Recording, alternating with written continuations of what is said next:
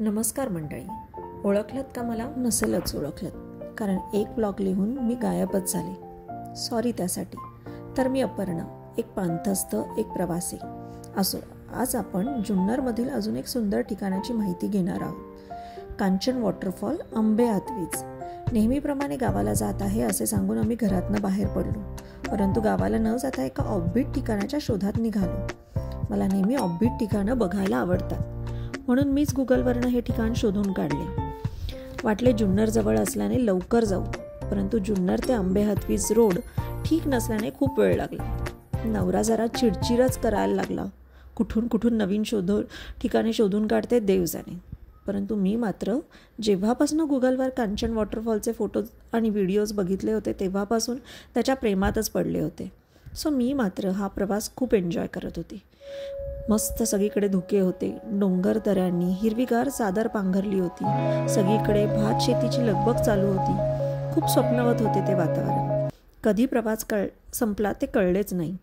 ह्यावेळी माझा मुलगाही माझ्याबरोबर होता. आंबे हातवीज एक छोटे टुमदार गाव, धुक्याने वेढलेले. ह्या छोट्या सुंदर गावातून आमचा ट्रेक सुरू झाला. जणू काही आम्ही मेघालयातच ट्रेक करत होतो असा भास होत होता. पायवाट मात्र छोटीशी आणि घसरडी होती, सो थोडे सांभाळून चालावे लागत होते.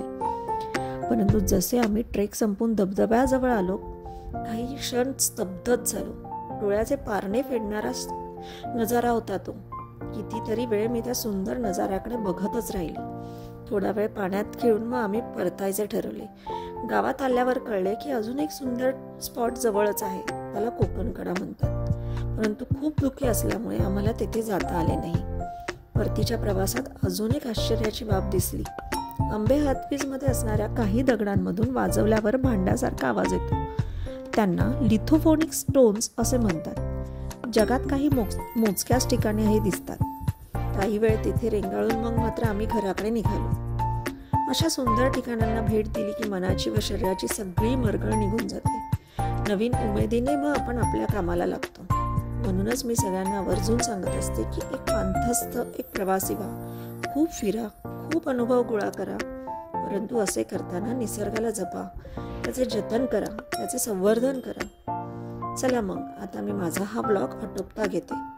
ॲज युजल एकच विनंती, लाईक, सबस्क्राईब अँड कमेंट.